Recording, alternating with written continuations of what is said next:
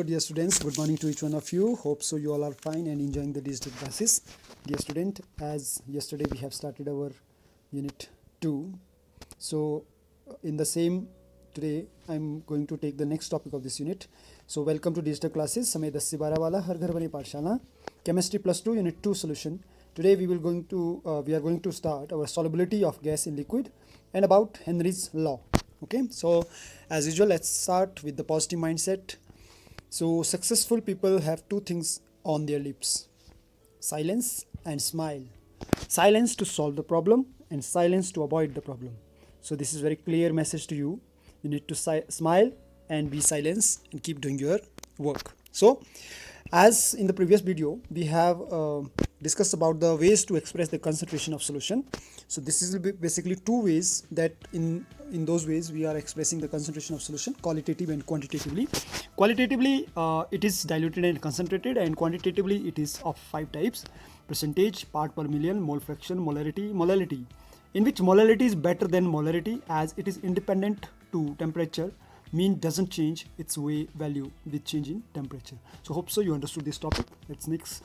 So today we are going to start the solubility. Solubility of a substance express the maximum amount of it which can be dissolved in specific amount of solvent at a specific temperature. So hope so you understood. What is the meaning of solution first? Before going to start the solubility, let me discuss about the solution. Solution is the mixture of, binary solution is the mixture, homogeneous mixture of solute and solvent. Okay, in which the smaller quantity which is present in smaller quantity, that is called solute, which is present in larger quantity, that is called solvent. So when how much solute is dissolved in solvent, that is concentration. Now solubility is what? It is the substance express the maximum amount. Now we are talking about the maximum amount. Maximum amount of substance dissolved in a specific amount of solvent. Okay, suppose if 100 ml of solvent we have taken, and how much maximum amount of solute we can dissolve in the 100 ml of water, that kind of if a study we are doing, if it is expressing, that is called solubility. So there are few factors on which solubility of substance depends. Number 1, nature of solute. Number 2, nature of solvent. Number 3, temperature. Number 4, pressure. In future slides I'm going to take these, how these factors are affecting solubility. And that factors, when we are discussing the factors of pressure with the mole fraction, that is going to become Raoult's law. And when we are discussing about the pressure in case of mole fraction, pressure in case of mole fraction, that is Henry's law. Okay, so let's discuss the different types of solubility. Basically in this chapter we will discuss 2 types of solubility. Try to understand solubility of a solid in a liquid. It means that now solute is in the solid state. That is simply ordinary salt in water. Second is solubility of a gas in a liquid. It means that in both the cases the solvent is common, that is liquid, but solute is in first case solute is solid, in second case solute is in form of gas. Okay, so there also we need to discuss these factors which make the Henry's law and significance and limitation. So solubility of a solid in a liquid. This is the first type of solubility, solids in a liquid. So this basically there are 4 different factors. So factors depend on the nature of the substance and temperature and pressure. So like dissolve, solute and solvent, like dissolve, solute and like dissolve mean, what is the meaning of this? Let me tell you first about the process of solubility of a solid in a liquid. So complete process for the solubility of a solid in a liquid is discussed as like. So when a solid solute is added continuously in a solvent, dear student, please listen with full concentration and try to understand whatever I am telling to you. So when a solid solute is added continuously in a solvent, the solute keeps on dissolving and the concentration of solution increased. Try to understand. Whenever a solid solute is added continuously in a solvent, the solute keeps on dissolving and the concentration of solution is increasing. So because of solute, the concentration of solution increases. This process is called dissolution. Maybe definition will come define dissolution. When the amount of solid is added continuously in a solvent until it will not come a saturated stage, the solution keeps on dissolving and the concentration of solution is increasing. Dissolution. Okay. Second, some solute particle in a solution gets separated out now. It is not the case that 100% solute is going to be dissolved. Some of the solute particles in a solution get separated out of the solution, that is called crystallization. As in the last year we have done crystallization practical also. a stage is reached when a dissolution and crystallization process occur at the same rate. One stage will come, the dissolution will become equal to the crystallization. At this stage, number of solute particle going into the solution will be equal to the solute particle, okay, and the which will be separate out. It is called the state of dynamic equilibrium. Now it is called the stage of equilibrium, and at equilibrium no more solute can be dissolved. After this, the solvent will not allow the solute to dissolve. That situation is called saturated solution. All these things you have studied in junior classes, just a particular word we are using, like dissolution, crystallization, dynamic equilibrium, saturation solution, okay. And the concentration of solute in such a solution is its solubility. That situation is called solubility. Now what are the things that will change the solubility rate? First is nature of solute and solvent.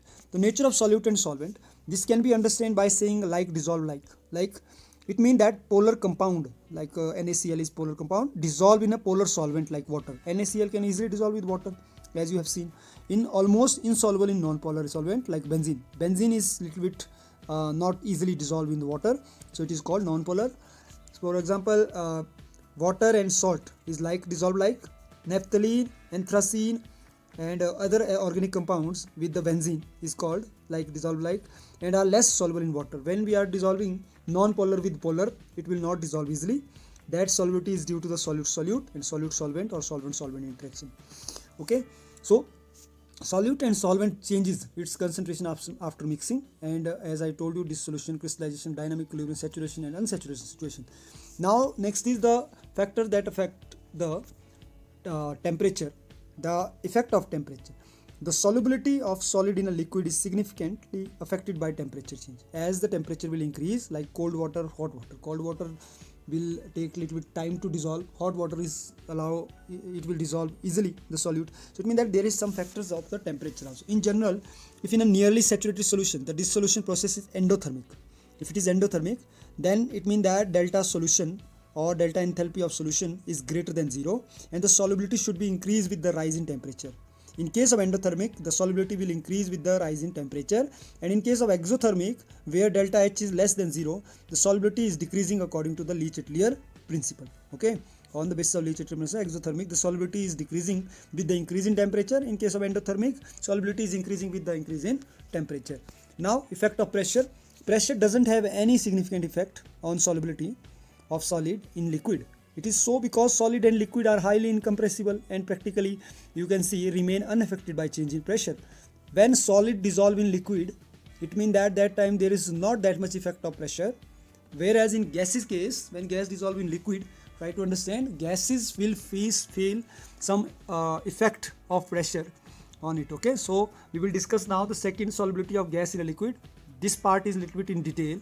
So solubility of a gas in a liquid. Try to understand all those gases which is present inside the water, like oxygen, nitrogen. These gases are present inside the water, inside the lake. That's why all those aquatic plant and animal, they are surviving. They are taking oxygen from that water. Hope so you are understanding. So many gases dissolve in water. Oxygen dissolve only in a small extent in water. It is this dissolved oxygen which sustain all the aquatic life. On the other hand, hydrogen chloride gas is highly soluble in water. You know, solubility of gas in liquid is greatly affected by pressure and temperature. The solubility of gas increases with the increase in pressure. Okay, so following factors before Henry's law, let me tell you the factor nature of gas and liquid. That is the solubility of different gases in the same extent. Gases like hydrogen, oxygen, nitrogen, helium, these dissolve in water to a small extent, whereas gases like ammonia, HCl, sulfur dioxide are highly soluble in water. It means that this is the nature of solute, nature of gas, on which the solubility factor is affecting. Second is effect of temperature. As temperature, more the temperature, more will be the solubility. Okay, in case of gases. And effect of pressure, the solubility of gas increases with the increase in pressure, that we have studied in the previous slide. So in this method, the gas is compressed over the liquid under the high pressure. Actually, what is happening when the pressure, we are going to press, as you can see, if you will take a bottle, inside the bottle there is water also, there is oxygen also. If you will press that bottle, you can see how much air is there. If you are compressing that and you are squeezing that bottle, that air is going inside the water and it is somewhere going to become closer to each other, and hence the solubility will increase. This can be explained by the following activity. Clear? The activity which I am telling you, you will do at home. You take a water inside the half filled water then you try to squeeze it, and after squeezing just shake it. So that is whatever solution is there inside, it will get dissolved easily. Okay, so when we are talking about the relation between pressure and mole fraction, mole is what now? It is the amount, number of particles present inside the liquid. So that relationship is given by Henry's law. So statement is there, Henry was the first to give a quantitative relationship between pressure and solubility of gas in a solvent. Again, Henry was the first to give a quantitative relation between pressure and solubility of a gas in a solvent, which is known as Henry's law. The law states that at a constant temperature, the solubility of gas in a liquid is directly proportional to the pressure of the gas. So underline solubility, underline pressure. Solubility of a gas in a liquid is directly proportional to the solubility of pressure. Okay, so relationship it is like this.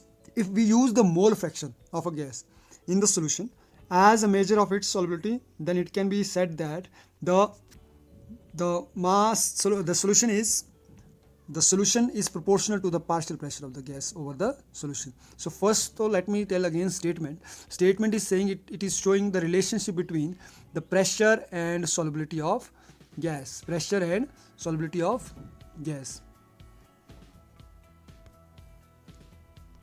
Okay, so pressure and solubility of gas in solvent, this is Henry's law, and the relation between the solubility of a gas in a liquid is directly proportional to the pressure of a gas. Okay, so solubility is related to P. S is directly proportional to P is the Henry's law.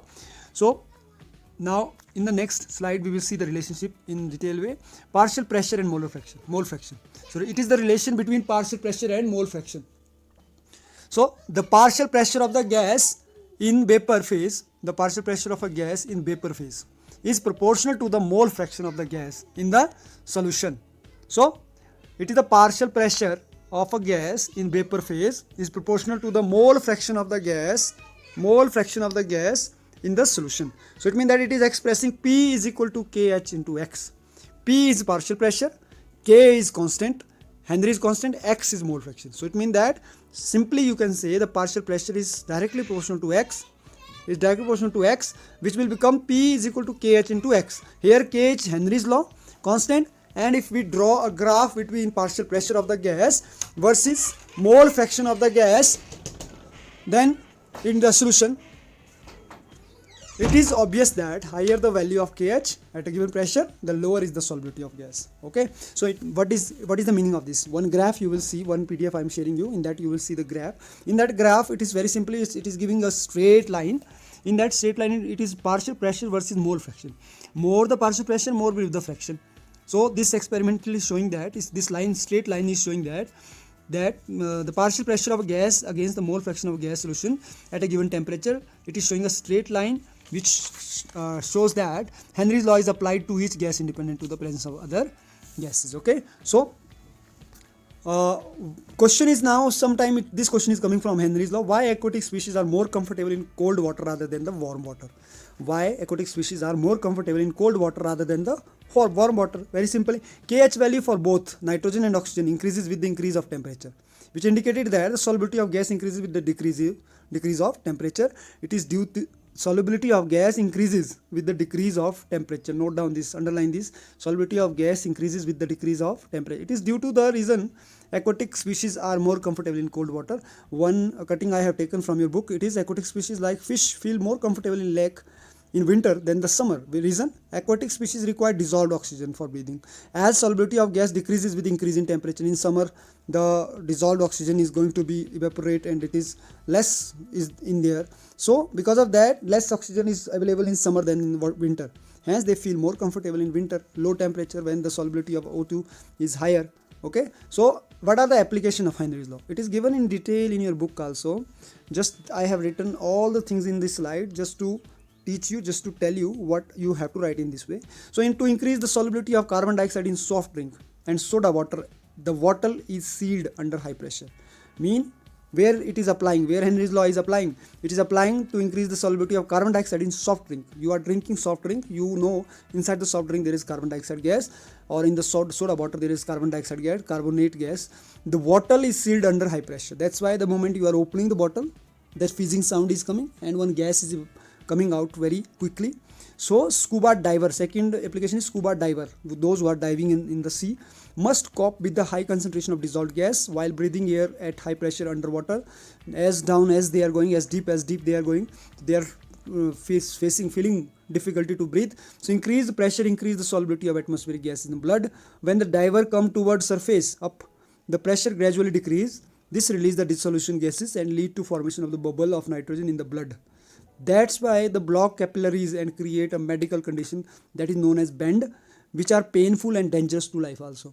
So once more, to avoid this bend as well as to avoid the toxic effect of high concentration of nitrogen in blood, the tank used by scuba diver are filled with the air diluted with helium 11.7%, helium 56.2%, nitrogen, and 32.1% oxygen. It is not 100% oxygen. Okay. And here sometime reasoning questions are coming like why the scuba diver tank is filled with the mixture of dilute helium or nitrogen. So then this is the reason: to avoid bend as well as the toxic effect of high concentration of nitrogen in blood, the tank used by scuba diver are filled with the air diluted with helium. Okay.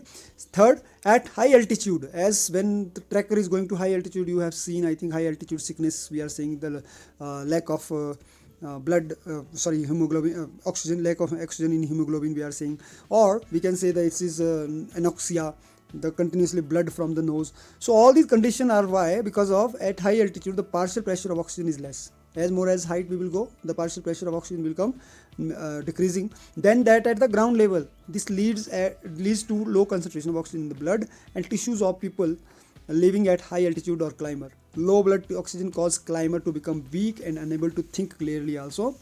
Then this condition is called anoxia. Okay. So these are the application. Now effect of temperature. These were the Henry's law, but depending upon the effect of pressure. Now nature of gas nature of gases we have studied. Effect of pressure we have studied. Now effect of temperature on gases dissolved in liquid. The solubility of gases in liquid decreases with the rise in temperature. It will decrease with the rise in temperature, as when dissolved the gas molecule are present in liquid phase, and the process of dissolution can be considered similar to the condensation as during rain, and heat is evolved in this process. Okay. So there are some limitations of Henry's law. It is applicable only when the pressure of gas is not too high and the temperature is not too low. The pressure of gas is not too high and the temperature is not too low, only then it is applicable. If there is more pressure, very high pressure or very low temperature, this law is not applicable. Second, the gas should not undergo any chemical changes. You know very well, we are talking about gas dissolved in liquid, that related to this relation is given by Henry's law. But if that gas is reacting with some chemical reaction, in any gas which is carrying chemical reaction, so in that gas this Henry's law will not applicable. Okay. So the gas should not undergo association or dissociation. It is same. The gas should not in any kind of reaction or any kind of process. So on that gas Henry's law is applicable. There are two Intext questions. H2S, a toxic gas with rotten egg-like smell, is used for the qualitative analysis. If the solubility of H2S in water at STF is 0.195 meter, calculate Henry's law constant. So this is your NCERT book question. Try to solve it. Then if you don't know, you can ask me. Henry's law constant for carbon dioxide in water is this much. It is not 108. It is 1.67 into 10 raised to power 8. Pascal at 298 Kelvin. Calculate the quantity of carbon dioxide in 500 ml. Soda water when packed. Nothing is there, only there is change in temperature. 298 Kelvin to 298 Kelvin is there is change in pressure. Okay. So with the help of this hint you can solve. Now next topic, after doing the solubility in solid in liquid and solubility gas in liquid, which is giving us very important law, Henry's law. So next topic is vapor pressure of liquid solution. Word itself is heading of this topic is explaining vapor pressure of liquid solution. Now dear student, about pressure you know. Okay. Pressure is what? A force acting on a particular area is called pressure. Now what is vapor pressure? Some evaporated liquid, they are going, if they are pressing the liquid, surface of liquid, that is called vapor. Okay, but it should be in closed container. If container is open, then that vapor will evaporate. But if it is closed container, those evaporated liquid, when they will touch the wall of upper surface, then it will come down. When the moment it will come down, so some force is from the liquid toward up, which is evaporating, and some force is from top to bottom. Okay, that is creating one pressure on the surface of between liquid and gas. That surface pressure is called vapor pressure. So vapor pressure can be defined as pressure formed by the vapor of the liquid over the surface of liquid at a given temperature. It occurs in binary solution only. Binary solution means two component solution made of two component only. Okay, so vapor pressure in solution also we will discuss in two way. One is liquid in liquid. It means that the vapor is because of liquid, one of the liquid out of two, that is called volatile sol, and the solid in liquid, that in chemistry in this solution format is called non-volatile sol. Okay, so when two volatile component taken in a closed container, try to understand, when two volatile components, two liquids taken in a closed vessel, both component would evaporate. Slowly it will evaporate the moment the temperature will increase, and eventually an equilibrium will come when there is vapor phase and liquid phase. When the amount of vapor liquid which is creating pressure on the liquid which is from the bottom. Okay, you can take example of like you are boiling water in a container, you are keeping the container on the gas, and by using lid, the moment the container water is half, then it will evaporate. The moment it is evaporating, it is starting evaporating, you can see the slowly the amount of water, quantity of water will decrease, but the amount of evaporation will increase. If you have used the lid, from the lid the gas will not go out, so it is coming again down drop by drop, or the gas evaporated that will flow over the liquid, and it is creating one pressure over the surface of the liquid. That liquid is called vapor pressure, and that is written P total pressure, be the total vapor pressure, and P1 and P2 is the partial pressure of two liquids. Okay, so this is giving Raoult's law. Now maximum students, they are getting confused between Henry's law and Raoult's law, as both the laws are in same chapter, as both the laws are in same topic, so students are getting confused. The question may ask Raoult's law and they are writing Henry's law. My dear students, make it clear, Henry's law is solubility is directly proportional to mole fraction. Solubility is directly proportional to mole fraction. It means that relationship between solubility and mole fraction. More the mole fraction, more will be the solubility, like this way. Okay, so Raoult's law is, it is the relation between partial vapor pressure with the mole fraction. Mole fraction is common, I do agree, but in that case, in Henry's case, there is solubility. In Raoult's law, there is partial pressure. Okay, hope so you got. The French chemist François Martin Raoult gave a quantitative relationship between a partial pressure and mole fraction, which is written in red font. The relationship is known as the Raoult's law, which states that for a solution of a volatile liquid, the partial vapor pressure of each component in a solution is directly proportional to the mole fraction. It means that partial vapor pressure is directly proportional to the mole fraction. So if we will make it mathematically derivation, so let the component 1, liquid 1, first liquid. Okay, let the liquid A and liquid B, two liquid we mix those liquid and we got one solution AB. Now we need to see the partial pressure of this A, partial pressure of this B, when it is going to be, when we mix this, what change came in the partial pressure, total pressure of AB, that we are finding. So there may be definitely some changes. So P1 is the partial pressure of A, and P1 naught X1 is the partial pressure and mole fraction. Okay, so because some of the mole is there inside this, that mole will mix with this mole, B mole. When we mix, then it will be becoming a little bit more dense. So this mole and partial pressure of this mole and partial pressure of this mole. So first component, it is equation 1. Similar way for component 2, P2 is direct proportional to X2 and directly proportional converted into equal to, so it becomes P2 is equal to P2 naught X2. This is equation 2.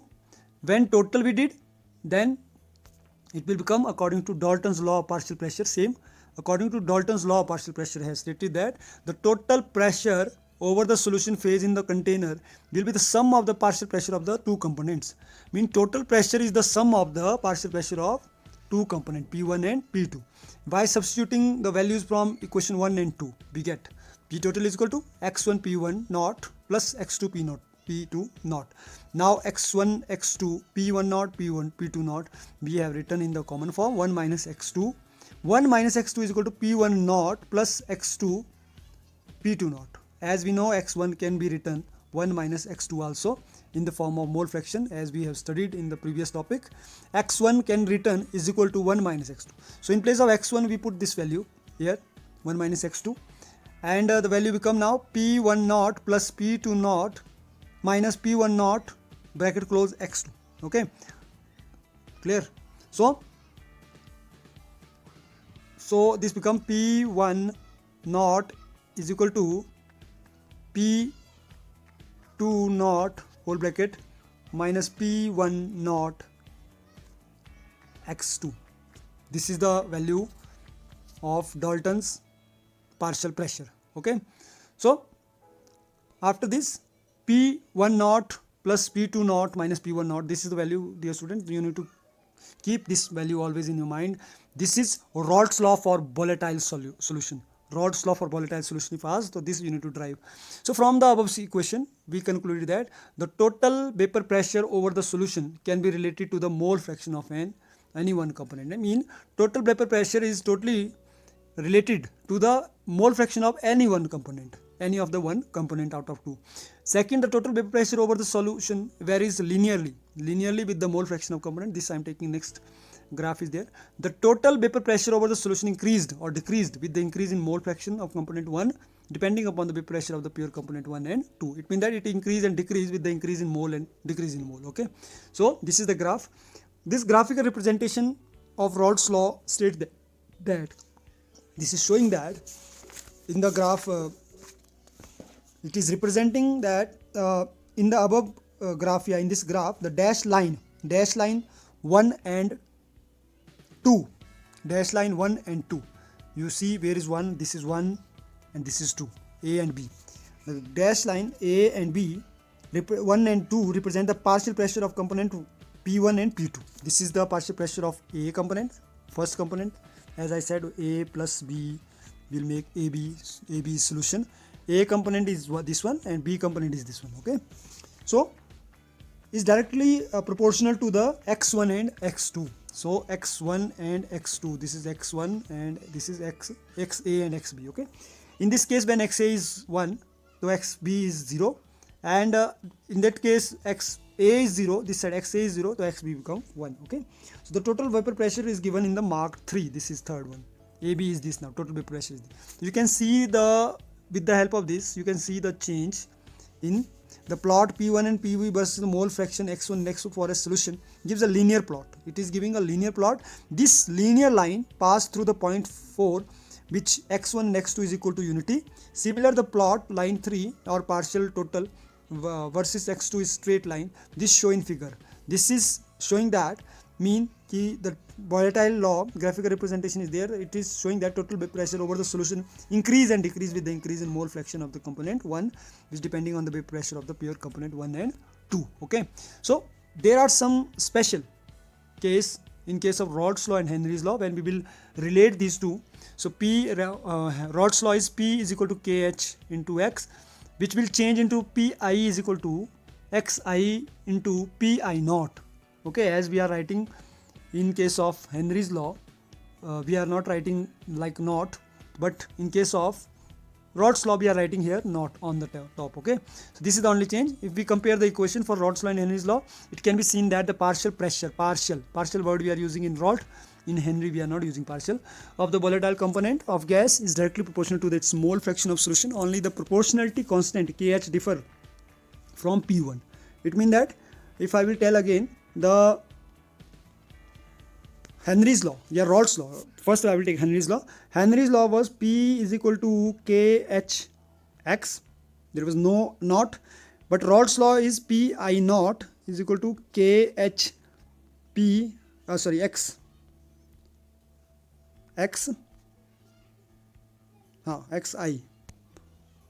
Okay. So this is the difference. So as it is in one cutting I took from your book, the difference and similarity between Raoult's law and Henry's law. First talk about similarity. Both Raoult's law and Henry's law apply to volatile component in solution.